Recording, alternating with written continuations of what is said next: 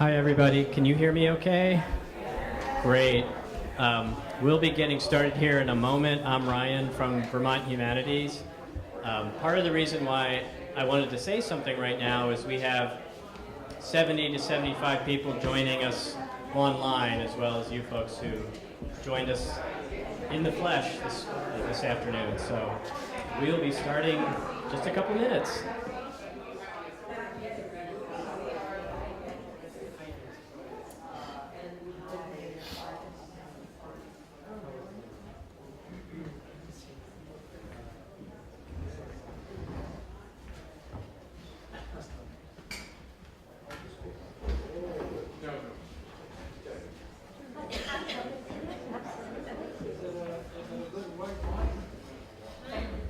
Very subtle.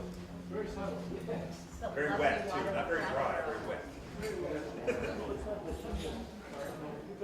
Hello everybody. It's great to see three-dimensional people in space for a community building event. Give yourselves a round of applause for showing up. Thank you for being here. My name is Christopher. I'm the Executive Director of Vermont Humanities, and we're really delighted to be here in 118 Elliott in Brattleboro to kick off Vermont Reads 2022, El Viaje Más Caro, the most costly journey. At Vermont Humanities, we connect with people across Vermont to create just, vibrant, and resilient communities and to inspire a lifelong love of learning.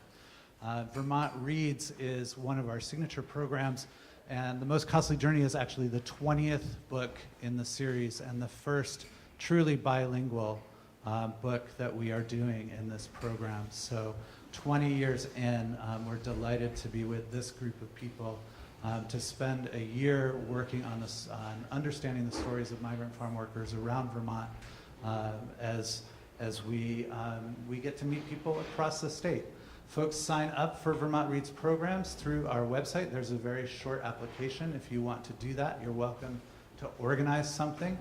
We ask that it not simply be a reading group or a reading program, but that it involves some other additional learning activity or service activity involved with the themes of the book, including, of course, migration and housing and being in any place, all of the different things that you'll learn about tonight. I want to offer a few thanks before we get going, particularly to Heidi Solis from the Open Door Clinic, who is here with us tonight in the audience. Thank you for being here, Heidi. We'll learn more about the role of the Open Door Clinic as we go. We also want to thank the Vermont Folklife Center, Andy Kolovos, Marek Bennett's Comics Workshop. Marek is with us here as well. Julia Doucet, also with the Open Door Clinic. And then some of the other partners that have been involved with creating this book, the UVM Department of Anthropology, UVM Extension's Bridges to Health program, the UVM Humanities Center, and the Vermont Community Foundation for their work in creating El Viaje Más Caro, the most costly journey. We'd also like to offer special thanks to our Vermont Reads sponsors, Jan Blumstrom and the Jack and Dorothy Byrne Foundation. We rely on their support year after year to do these programs, and we're delighted that they've continued with us this year. Again, thank you to 118 Elliott and Wyndham World Affairs. Thank you very much to BCTV for doing the live stream. Hello to everybody who is watching online. This evening we're going to really just have a conversation with Marek and Andy and Julia. And we're going to start it off with Andy telling us a little bit about the art that you see on the walls. Thank you, Christopher. Hello, everybody. So as a part of helping support Vermont Reads, we thought it might be a good idea to pull together some materials that we've created over the years about migrant workers. All the projects you see around here have been partnership projects in various ways. This exhibit in toto is called The Most Costly Journey, after the book, because we couldn't come up with a better title, and consists of 4 different components. The first one is the one you see immediately behind us, the Golden Cage, which was a photo and audio project put together by Chris Urban and a photographer named Caleb Kenna back in 2007. Chris worked for Migrant Education as an English language educator. He's currently a Spanish teacher at Harwood. And he worked a lot with these guys, and men and women became really engaged with their lives, made friends, and thought, you know, nobody knows they're here. he encountered Caleb, who was taking pictures, and they teamed up and then came to talk to us, and we worked with them to create this exhibit through that process. The other component, and there's only one element of it here, if you look on that wall with the paintings, there's a diorama. An artist from Rutland County named B. Amore worked with some colleagues, including Susanna McCandless, who's a geographer, to provide art supplies to a group of workers who are interested in working with them to create dioramas representing their journeys broadly. So in some cases it's literal border crossings, in other cases it's more metaphorical. El Viaje Más Caro is on that wall, and El Viaje Más Caro is Spanish for the most costly journey. And that's what we called the project as we were working on it. So for this, in this case, we pulled 4 comics from them and printed them large just so people can read them on the wall like, well, like art. And the final component, one of the participants in the project, who is represented in Algo Adentro, El Emigrante, is also a painter. So when the Folklife Center had a sales gallery at our building, we used to sell his paintings there. So I reached out to Julia and said, hey, do you think El Emigrante might like to have some of his work shown? So we pulled a selection together with him, and that's what's on the wall. And the one diorama there is the one that was created by El Emigrante too. So we invite you, will there be time afterwards for people to check stuff out? Yeah, check stuff out. The final thing I'll say about the exhibit is that El Emigrante does sell his paintings. The money he makes goes to help support his family's education, going into grandchildren now, I think, based on the description. If you're interested in purchasing one, the prices are pretty modest, quite honestly. There's a list at the front. One of them's been sold, but take a look around. If you want, get a hold of me, and we'll work something out. So thank you very much, and thank you again, Christopher. Thanks, Andy.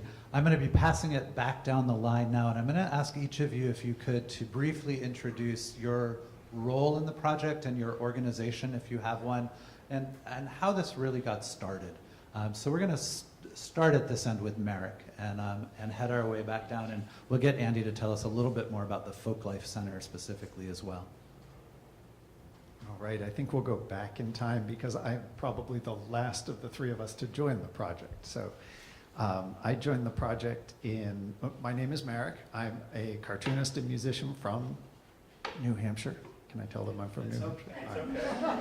And I guess I'm sort of part-time Vermonter when I come over and do comics here. I do a lot of comics here. It's a good state to draw in. And I think around 2014, 2015, around that time, I had just gotten back and completed a graphic novel about my family history and regional history in Eastern Europe. And I had realized I've lived in New Hampshire all my life, and I don't know so many things about the history of this state. So I'm going to find out the secret stories that nobody knows. And of course, I went to the town histories and started drawing stories from those. And when Andy introduced me to this project that you two were putting together, I realized there were whole dimensions of history and the present in New England that I was unaware of growing up and living here all my life. And it kind of blew my mind, and I got really interested in working with the storytellers in the El Viaje project and learning something of their lives, my neighbors here in New England. And so it's been a really exciting experience for me as an artist and as just a citizen of this region. So I'll move over to Andy here. Thanks, Marek. So I'm Andy Kolovos. I'm the archivist and associate director of the Vermont Folklife Center. Vermont Folklife Center is a statewide organization with offices in Middlebury. I'm going to attempt to read our new mission off this piece of paper, if I can read my own handwriting. Julia's going to make it harder. The Vermont Folklife Center seeks to deepen our understanding of each other by engaging with communities across Vermont to document and share expressions of tradition, innovation, and culture. I am a folklorist. I am an ethnographer, sort of, my wife might say, like a cheap anthropologist. And I got involved in the project through a colleague of ours, Teresa Mayers, who's one of the co-editors, who knew I was interested both in comics. I'm a lifelong comic nerd. And also using comics as a way to tell ethnographic stories. So that was really what drew me in. I want to say hello to our executive director, Kate Hoy of the Vermont Folklife Center, and I believe our board chair, Leslie Turpin, is here as well. So thank you both for coming. So should I give Julia the mic now? Pass it on down. Do you want it? Okay, here you go. Thank you, Andy. My name is Julia Doucet, and I am a nurse case manager at the Open Door Clinic in Middlebury. And we're a free health clinic for people without insurance. About half of the patients we see are these immigrant farm workers that led to this project. This project really started back a long time ago in 2014 when we at the clinic started seeing a lot of illness in a lot of our patients that we could not explain through any sort of medical test. So we had people with headaches and stomach aches, and we would run tests, and we would throw medicine at it, and we would take all these histories of people, and there would be no physical ailments that we could come across. And in our ridiculously obtuse way, it came to us that these were manifestations of some of the psychosocial struggles that our patients were facing, both from their home countries through their journey to us, and then living isolated lives in a country that doesn't speak their language or share their culture. So we realized in this mental health struggles that our patients were having, and I don't know if I should admit this very early on at the beginning of the talk, but I don't like comics. I don't appreciate comics. But as so many of us do, I had one of those driveway moments that now Vermont Public says in their drive. You know, you pull up somewhere, you sit, but you're listening and you're so engaged you can't turn off the radio. And in that moment, in thinking about the struggles of our patients and their mental health struggles, I heard that driveway moment where someone came on and they were talking about the Vermont Center for Cartoon Studies, which happens to be in White River Junction. And it all of a sudden came to me that comics and health are actually and can be very intimately entwined. And I'm realizing that I'm actually bleeding over to the next question, so I'm going to pass this back to Christopher. And of course, the next question is, Julia, tell us about how you got interested in comics as a public health tool. So I'm going to pass it back. Well, Christopher, thanks for asking.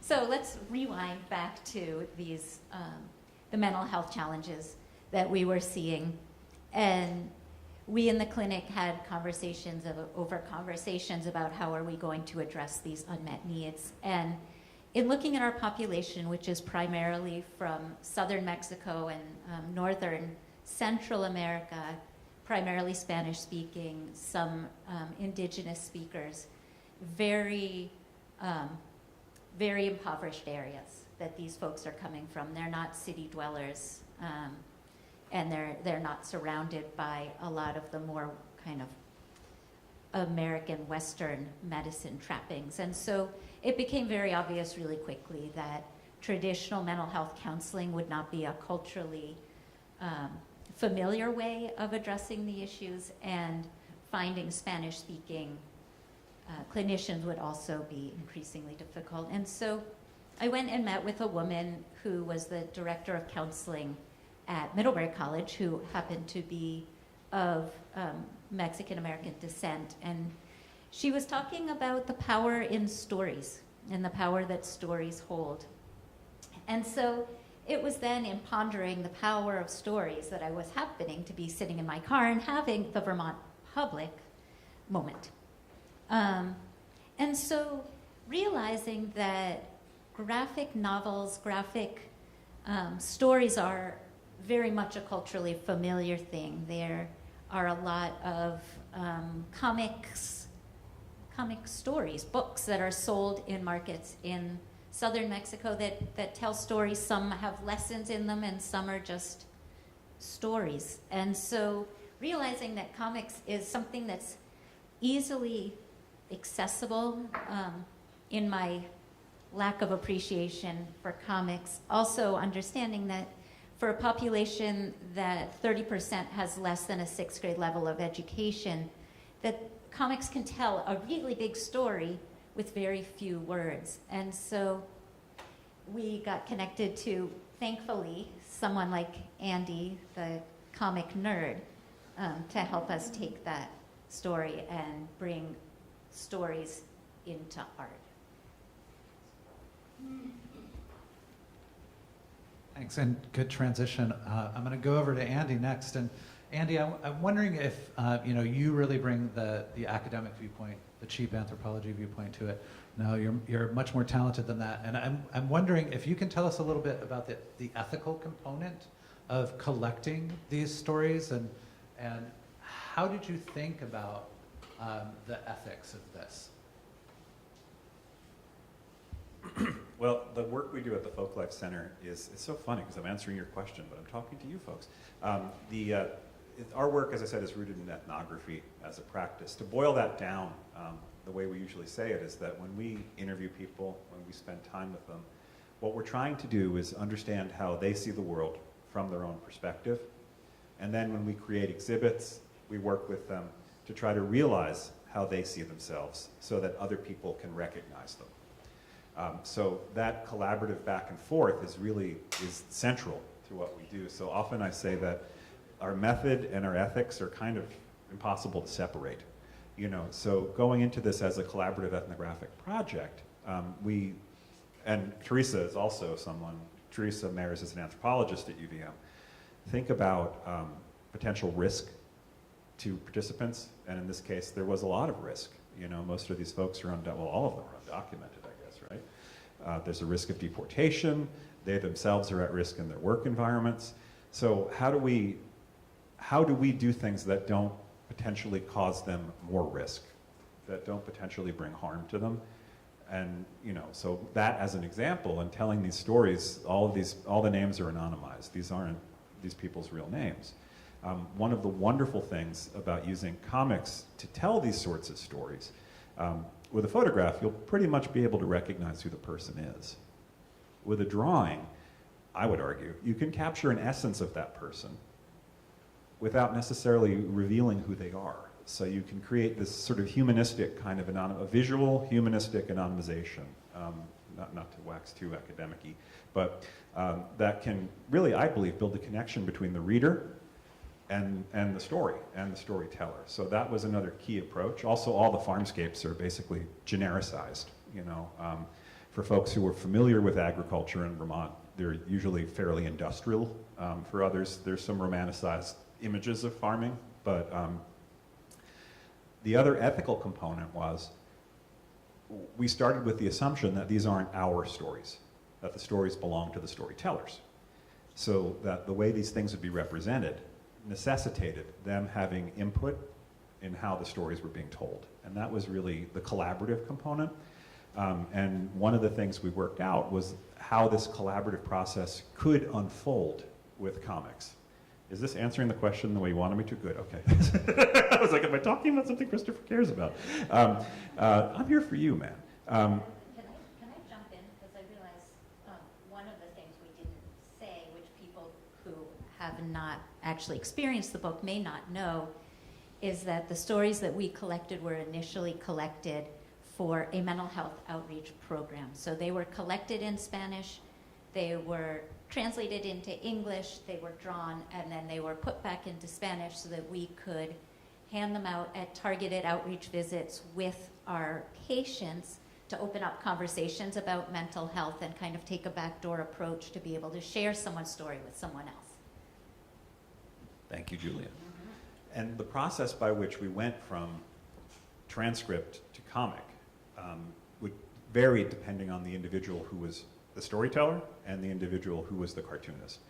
Marek, for instance, speaks Spanish and was within the region. So when he worked on Algo Adentro with El Emigrante, you were in touch with each other, right? So like that comic was built with them going back and forth from the start. And on a spectrum, that represents kind of one extreme of the approach we used. At the other end, there's the cartoonist who doesn't speak any Spanish, who was given a translated transcript, that was pre-selected by the clinical team to highlight the things that they felt were clinically important. That's one of the things, like, we can't stress enough that we were viewing this as a health outreach project. And there were times where at least I felt like we were getting a little ahead of ourselves, or I was getting ahead of myself, and always going back to that point was really important. We're not doing this to make comics because it's cool to make comics. We're doing this to make comics to serve a purpose. And I would actually, I'd go back to that a bunch. So they would then get this transcript, illustrate it, come back to Julia, and would share it back to the storyteller, and the storyteller would give commentary on what they liked or disliked, or if it was fine, or make me look this way, and then the artist would then finalize it, and then the book would be created. So that's that collaborative approach, and this is what I mean to say, that it's hard for us to separate the issue of ethics from method, that they're kind of the same thing.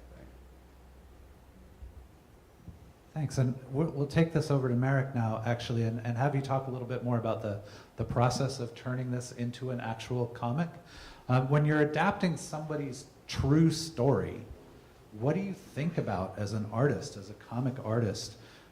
What's important to you when you're thinking about adapting those stories? How do you structure a recording of an interview in order to make a compelling piece of art? Well, first of all, I do want to say I'm immensely grateful for being able to work with Julia and Andy and our other project participants, because this would be a daunting, impossible project to do as a lone artist or as just a group of artists reaching out and trying to do this project. So really, at all levels, every level is essential. At the artist level, I do a lot of work in autobiography, just doing a little diary comic every day or so, of something that happens. I do a lot of work with primary historical sources, primary texts and images. So I really enjoy having somebody else's story that can guide me through the imaginative process of saying, what would this look like interpreted onto a page, or 8 pages, or 20-some pages? And I love that process of going back and forth between a source text and the artwork and trying to get the two. They're not the same thing. They're totally different works of art, but getting them sort of in parallel, aligning them. And I really appreciate in this project the fact that the storyteller is alive and is, as part of the project, is going to respond to the artwork and basically give it a thumbs up or thumbs down, but also make some comments and requests. That's something when you work with old historical texts, you don't get that chance with your storytellers. So for this, the first thing that comes to mind in answer to the question, how do you work with somebody else's story? I feel like I have 2 competing impulses. The one is to stick to the story. For instance, the first transcript I got for this project was Jose's story, and Jose tells the story of how he came to be, how he crossed the border.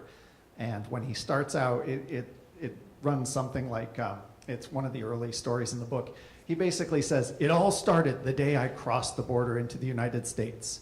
And I've been here for 10 years now. And I was born in Mexico and I grew up there. And when you cross the border, you have to do this. Oh, I was in New York before I came to Vermont. And when I got out a map and I plotted those points of the story. And I'm thinking, it's all out of order by time. It's all out of order by space. This is just all out of order. Maybe I should put it into order, like chronologically or geographically. But the impulse of stick to the text tells me, no, this storyteller is listing these things in this order for a narrative reason. So how do I respect those choices and not say, no, let me tell you how to tell your own story, right? So I try to stick to the text like that and figure out how does that work. The other impulse is it has to be understandable when any one of us picks up this book.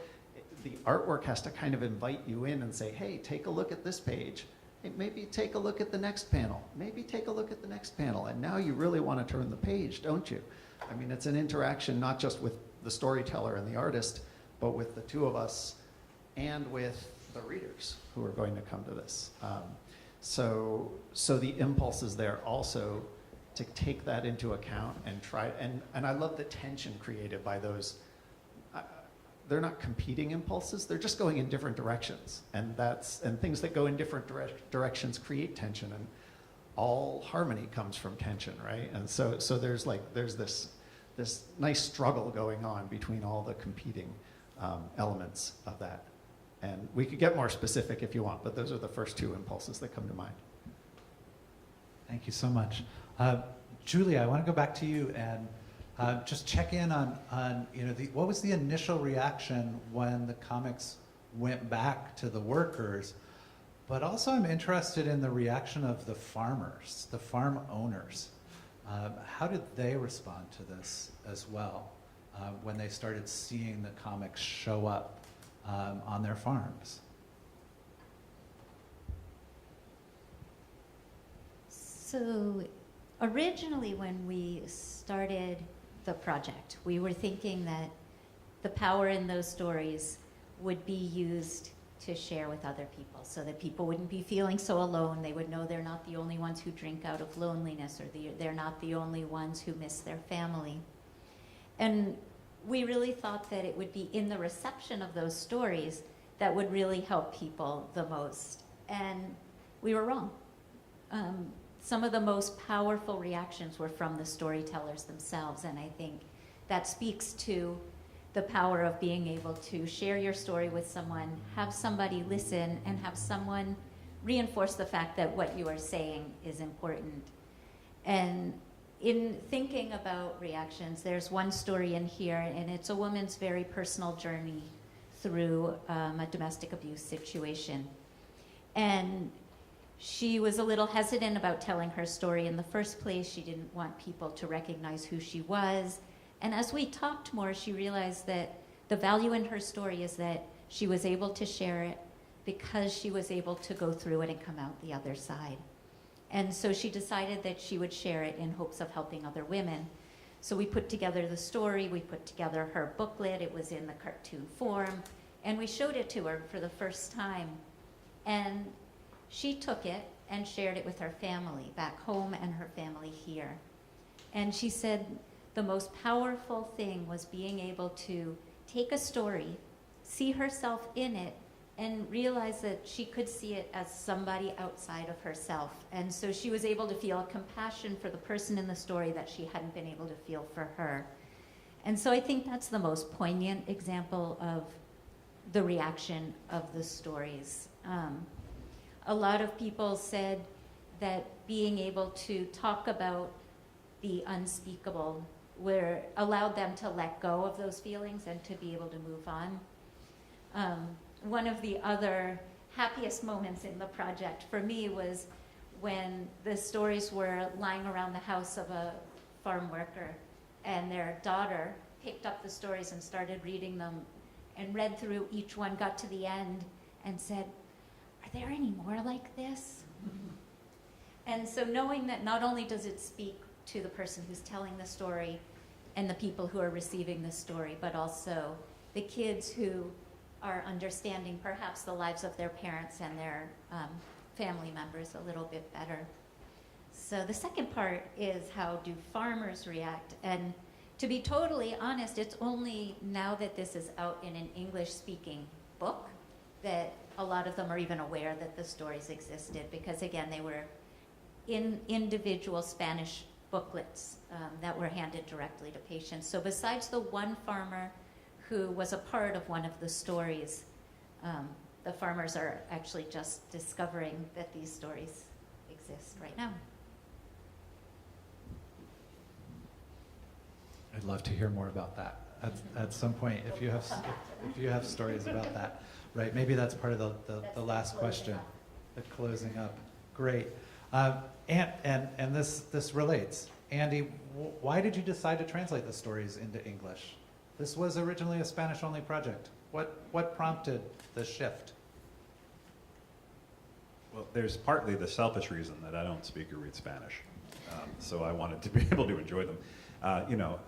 The main reason we did it was as to create awareness among English-speaking neighbors that these people were here, that they had needs, and that these were some of the challenges they were facing. So we saw it primarily as an awareness building tool for other Vermonters you know, to make connections and to humanize the population toward them. And to go back to what I said earlier, that was one of those points where we're like, ooh, this is really cool. Oh wait, we're not doing this for an English-speaking audience. We're doing this for a Spanish-speaking audience and a particular Spanish-speaking audience. So that was revisiting that point. The reason we did the English book first, and I'll let you guys also chime in because my memory is pretty flawed, was to build awareness, to do the Spanish book, you know, to put it out into the world, to create some noise about its existence, and then we're going to be kickstarting a Spanish language version on the coattails of the Vermont Reads program in the next couple months. So does that get at what you were after, Christopher? Sure. Okay. Keep an eye out for that Kickstarter and contribute to the Spanish version. It'll certainly be available through Vermont Reads once it comes out. Marek, you're pretty connected in the comics world, and I wonder if you can talk a little bit about how your colleagues responded to this project, other artists and other writers who are doing this kind of work or different kind of comics work. What was the reaction, and has it inspired similar projects in other places? And I have my own story to tell about that too. Well, I'll ask you about it then. Yeah. I think, Julia, I think you've been the most eloquent about the power of comics in this at this table so far. Yeah. Detractor. No, what you said was so really beautifully expressed how I feel about why I draw comics. It's so interesting to hear that reflected back from someone who doesn't draw comics, Guadalupe in the book, but collaborates in the creation of a comic and then can recognize that. I hadn't quite expressed it that way or thought about it that way. It's taking an idea, a story that maybe we share, collaborating on it, and putting it down in some digestible way so that visually we can look at all the parts together and understand something new about how they all fit together. So I'm coming around the long way, I guess, to your question. But I think that for me is the big picture as an artist about what I really appreciate about this work, is that it's not just me sitting at a desk working on a picture. It's me sitting at my desk working on a picture that reflects something somebody in another state, the state next door, has experienced and expressed and wants to see in a different form. And it passes through my attention, it goes back to them, it kind of goes back and forth between us. And through that process, somehow we get closer to not their story, because their story is the transcript or what they were trying to express, not my story, all that I bring to the page, but really our story. It knits us together by going back and forth through the project that way. So in terms of effects on other artists, I guess I can only speak for myself, but I feel more connected through this project by having my artwork in this collection along with 15 other artists, and to see how different each piece of the book is. Each chapter is done in a different style, done with a different set of backgrounds and beliefs about comics from the artist and a different storyteller, and I just love seeing the diversity of those voices. And I'm so glad that it's out there for other artists to look at and see that complexity and diversity. I should note that this week is out in Chicago, I believe, is the Graphic Medicine International Conference, right? And I guess I should also note that The Most Costly Journey is shortlisted for the Graphic Medicine International Collective Prize. So fingers crossed, but also it's a great honor to be shortlisted there for the international award. And two projects that come to mind also in response to that, because they're sitting here in front of me.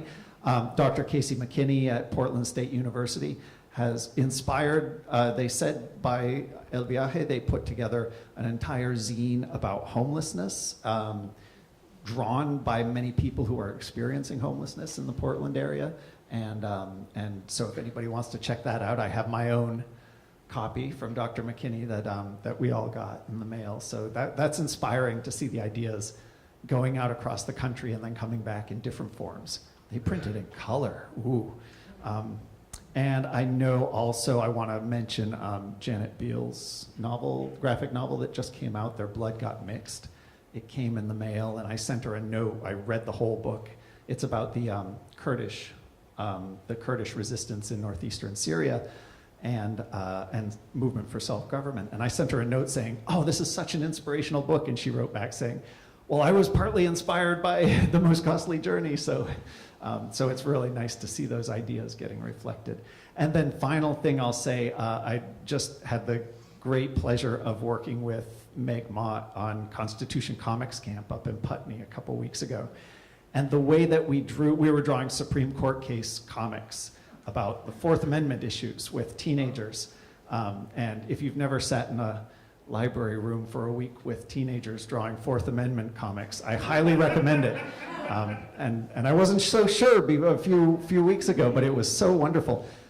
But the way that we went about drawing those court cases, early on in the week we realized, oh, this is ethnography. This isn't just obscure, abstract legal reasoning. These are the stories of people's lives. If a case goes to the Supreme Court, it's because somebody has experienced something that is hugely life-changing for all of us, and it's being argued at the highest levels of government. For us to just draw these comics and draw these people's stories in the facts of the case without their input and involvement is kind of questionable, right? Would you be comfortable with a group of strange, unknown teenagers drawing your life story 20 years from now? Maybe you would, but after doing The Most Costly Journey, we realized, oh, we have a responsibility to the privacy of these people's lives and to the integrity of their personal stories. And actually, paradoxically, we decided we would fictionalize the stories and retell the stories in our own characters, which happen to be kind of cute animal characters, to get at the meaning of the story without saying, I'm drawing Christopher's story here, without asking Christopher to say whether it's accurate or not. So this model is like changing how I teach comics and how my students are experiencing comics, and that's been really fun to see. You don't know where these things will lead. Thank you so much. I had the opportunity to spend a week with leaders from all over the country a couple of weeks ago, and one of the people that I spent time with works on public health in the inner city in Camden, New Jersey. And as I talked a little bit about El Viaje Más Caro, they got very excited about the opportunity to perhaps use comics to tell stories of people living in Camden. And I think we're trying to arrange some sort of call in the next few weeks with New Jersey Humanities and this public health organization in Camden to talk about how they might get started going down that road. So it's wonderful for me to see these echoes happen, and of course I promised that all three of you would work with them, and you don't have anything to do, right? You can just go to Camden and help them out. Exactly. So I have one more question for each of them, and then we're going to open it up to you all to ask questions. And I think that the format, because we're streaming, is to ask folks if you want to ask a question, to come up to this mic here so that we can get good sound for the streaming recording that's going out to the internet. So I just wanted to say that before I ask the last question. I've been thinking about this project for a while as ethical leadership in this process. And I'm wondering if you can talk, each of you, just very briefly, a little bit about how this art or similar art is contributing to that national conversation about immigration and agriculture in Vermont and around the country. It's a big issue right now. There's a lot of pain happening across the country and indeed across the continent. And I'm wondering if you could talk a little bit about this project in relation to that larger story. Should I pick who goes first? I'm just going to hand it to Marek. You got a scared look in your eyes. Let's go like what he said. The first thing that comes to mind is like I said when we started, I grew up in New Hampshire, grew up in New England, have lived here all my life, thought I knew the region really well, and then through this project came to find out, oh, everything I believed about the mythical New England dairy farm was not the full story. And there are many, many more stories there to be learned, and many more voices to be part of this discussion. I mean, I just, on the way here, I was remembering, 10 or 20 years ago, going through a real Woody Guthrie phase and singing Dip Ortiz with my guitar, my out-of-tune acoustic guitar. Is this the best way we can grow our big orchards, About Dip Ortiz and migrant labor picking the fruits in California in the 1930s. And I remember singing that song and singing it as, oh boy, something that we solved 80 years ago because Woody Guthrie wrote these great songs about these injustices. Come to find out, these issues have been here longer than that and are still here.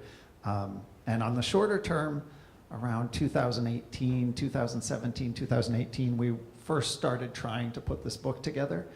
And there was such an urgency to get it out for the midterms in 2018, I think. And we of course didn't make that deadline. And it didn't come out till 2021. And each time I think the moment has come and we've missed the moment, it turns out migration, immigration, and these issues of justice and visibility have just gotten more and more urgent. So now that the book's out, I'm glad at least this is another way to hear some of these voices, and it's starting to spur other ways for people to bring these voices out and make them visible. But we have a long ways to go, and this is just, I think this is a first little baby step. But I really encourage you all to just go back and forth between the pictures and the comics, and then you'll come up with ways to apply these models and these ideas in your own communities in ways that we'd never think of. So go for it. Try drawing a story with somebody else and see what happens. What Marek said. Look at that. I guess one thing for me is you look at the estimated size of the population that we're talking about, and it's roughly 1,200 people in the state. And you can say that even in a state as small as Vermont, how significant is that? But then you think about the work they're doing and the industry they're doing it in, and how so tied to the Vermont identity, to the culture of Vermont, is this idea of the dairy farm, that creating an awareness of the people who are actually sustaining it with their labor, I think is crucial. And I think that's really for that secondary use, right? Not the primary use, just to go back to it, because I got to remind myself again, was to serve workers' healthcare needs, mental health needs. But for the secondary use, I think there's a real value in it, The other thing, and this is speaking to something that Marek talked about, is I'm always really excited, when people say, what you did is really cool, we want to copy it. I'm not like, I'm thrilled because, I want people to copy this. I want people to explore this kind of approach to storytelling, where the authority is not the writer, the authority is not the artist, the authority is the person whose experience is being shared, and to me, that's revolutionary, as a way to bring people's words out. So I think that's really just a broadly important thing beyond just agriculture. To add to the agriculture discussion, it's, we also are at this real pivot point again in Vermont, where this industry, this agricultural field that is so central to how we perceive ourselves, is once again in crisis, with farms closing, with scale increasing, and what does that mean? And how are we going to reconcile ourselves to that down the road? And then what does it mean to this population? Because they're not vanishing, they're moving into other fields. So anyway, now it's Julia's turn.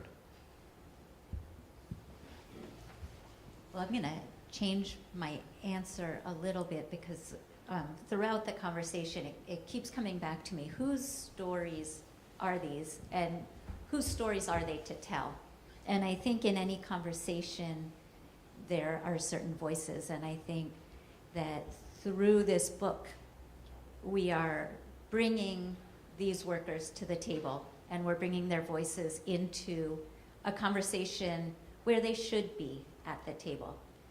They should be talking about their jobs and what it means to work in agriculture and what our immigration policy how that affects their lives. And I think that instead of listening to the conversation from up here on an academic or a policy level, I think listening to the voices of the people who are most intimately involved is a really important piece of the conversation. So I think it's bringing a personal face to the conversation and invisible voices to the table. I just have to intercept. And I totally support what you're all saying. I think what will be truly revolutionary is next time we do this discussion, if we could actually have the storytellers actually at the table with actual voices, safely represented in the room, the people who put the food in the stores for all of us to consume, if they could come and tell us what their lives are like, that would be truly revolutionary. Then you're sitting at the table with revolutionaries. Coming soon. We're actually coming in August, September. Early August. There actually will be a panel of farm workers that are going to be part of the conversation that will be answering questions or speaking about whatever they would like to speak to. So stay tuned. Thanks. If anybody has questions, please, I'm sorry to put you on the spot, but we need to capture the sound. So come on up to the mic if you would like to ask a question. We'd love to hear from members of the audience.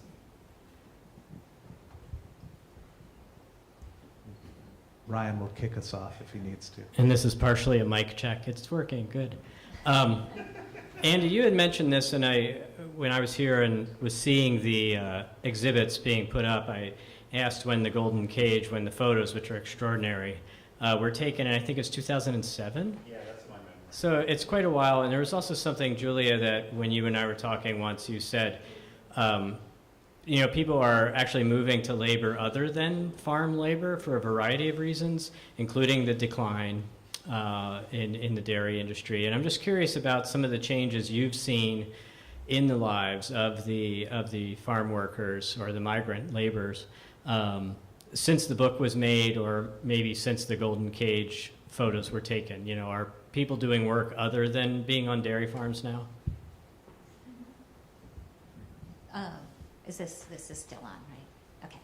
So I think there are two major trends that we've been seeing at the clinic since around that time. I started in 2011, so I can only speak till then. The first is that our immigration policy changed, and the border crossings, there was back in maybe 2009, they decided that they would funnel the immigration through the most treacherous, the most harsh, and the longest possible border crossing. And so border crossings became much more dangerous, much more expensive, and much more daunting. So we started seeing from patients who would come, stay maybe 2 or 3 years, go home for a year or so, come back again, stay another few years, to people who were coming up and spending 8, 10, 12 years at a time because it was too dangerous and too expensive to go home and come back. The second is, as agriculture has been changing and a lot of the smaller dairies have been closing, some of the dairies have been taking on robotic milkers, and so there's been a big shift across agriculture, and that's, like you said, has been shifting where these workers are finding work. Through the pandemic, there's been, through and after the pandemic, there's been a huge need for low-wage, super important work. So working in restaurants, in landscaping, in roofing, carpentry sorts of work. And so we've really started seeing workers going out into non-agricultural jobs, which generally are a lot fewer hours, a lot less stinky, more during the day hours, and just an easier lifestyle.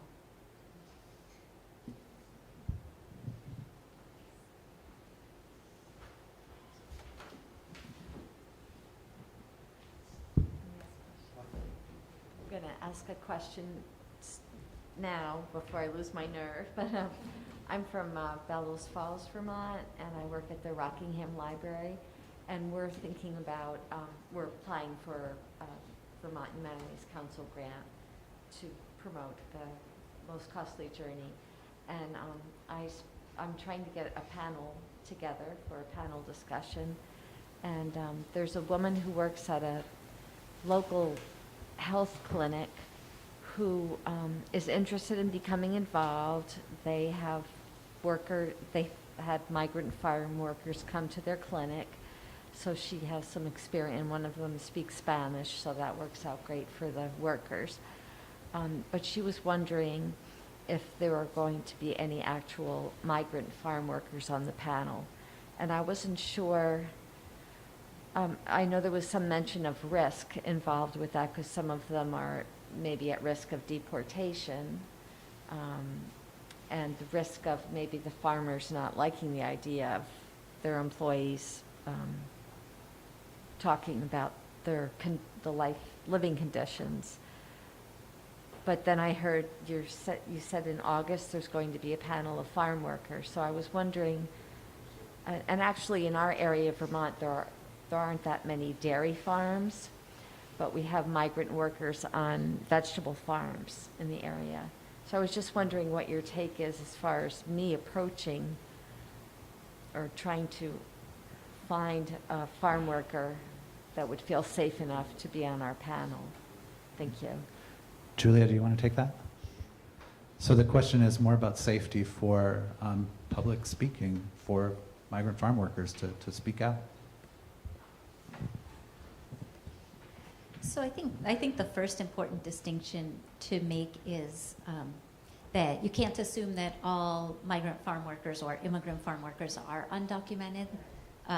We do in the U.S. have an H2a Visa, which is an agricultural visa. It's a seasonal visa that allows people to come into the U.S., work here legally for up to 10 months of the year, go home for 2 months. And so a lot of the vegetable pickers or a lot of the more seasonal jobs, blueberries, apples, and other seasonal crops are on an H2a visa. So they have social security numbers, and there is no risk of anything to those folks. Dairy is not year-round. I mean, it's not seasonal. The cows give milk year-round, and so they're not eligible for any agricultural visa. There's no guest worker program or any other way that they can come. They can't get a green card to work on a farm unless they're highly skilled veterinarians or animal breeders. So we don't ask documentation status, but we do estimate that about 98% of the patients that we see are undocumented. Undocumented, yep.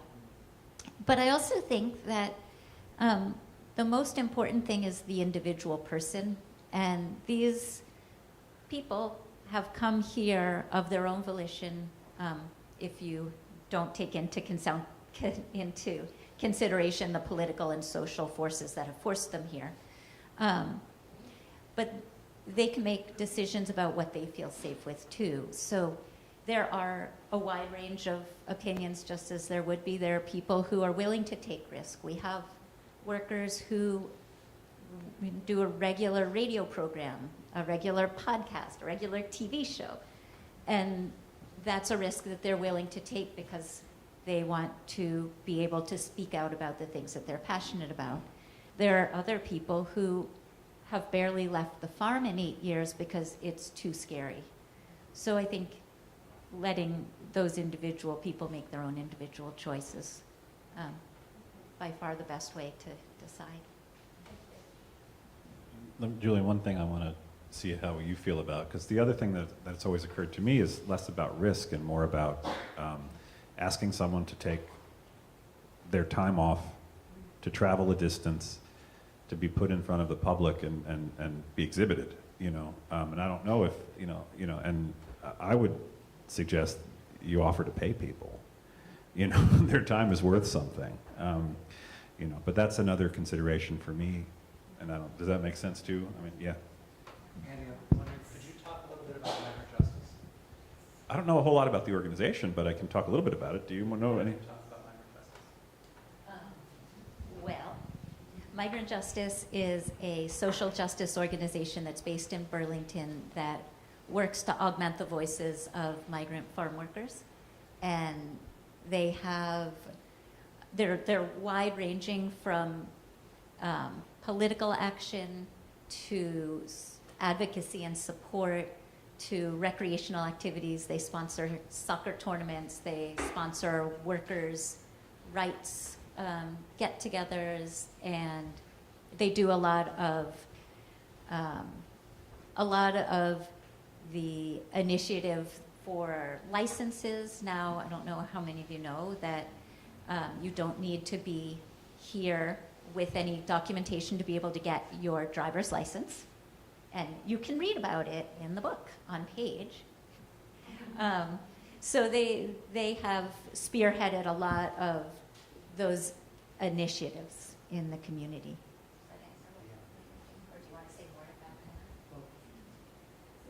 What I would add to that is that Migrant Justice is a political organization, right? They do political organizing, and that's not what we do.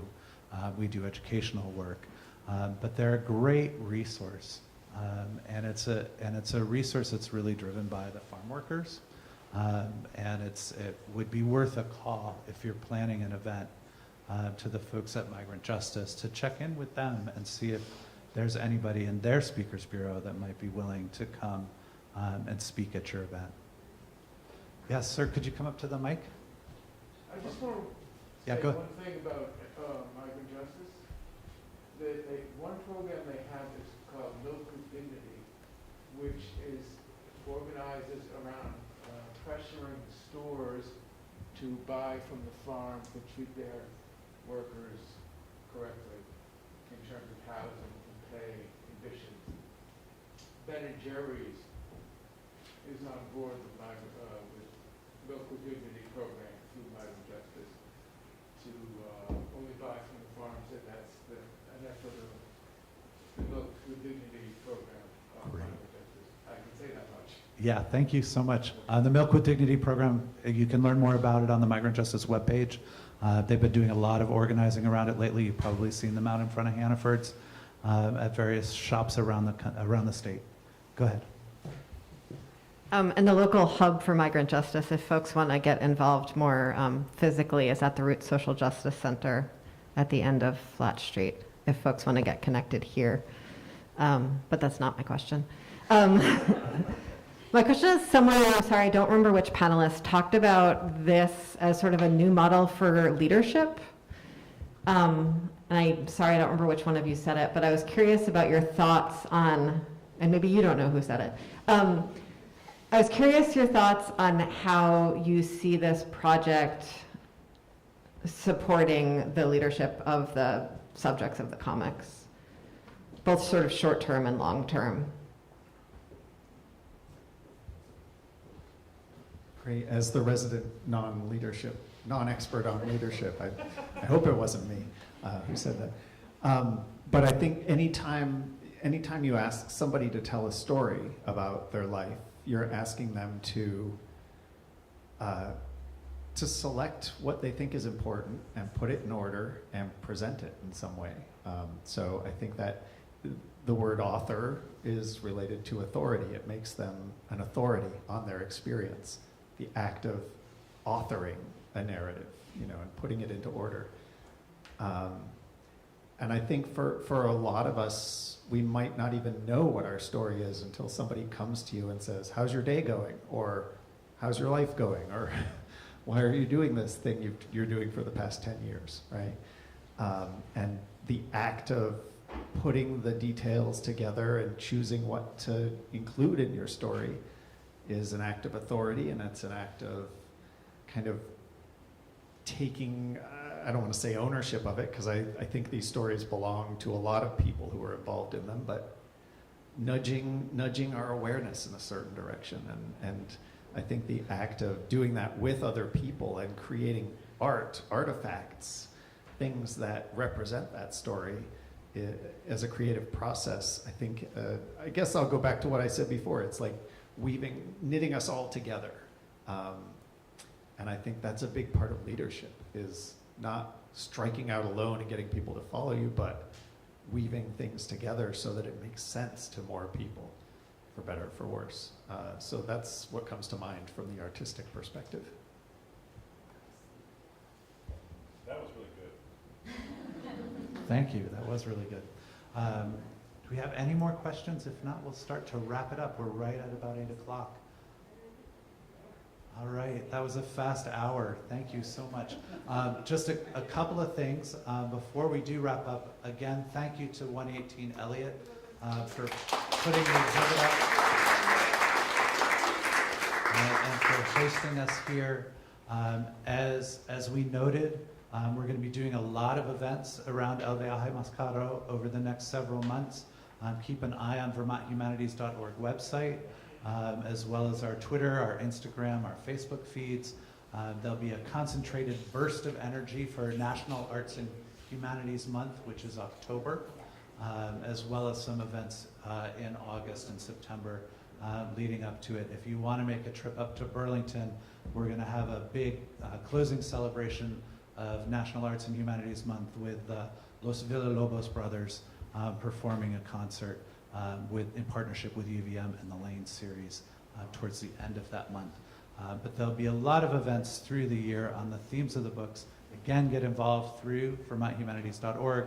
Follow us on Instagram, Twitter, Facebook. And thank you so much to our panelists this evening. Please do stick around a little bit, look at the exhibit if you haven't had a chance to. And one more big round of applause for the panelists. Thank you so much.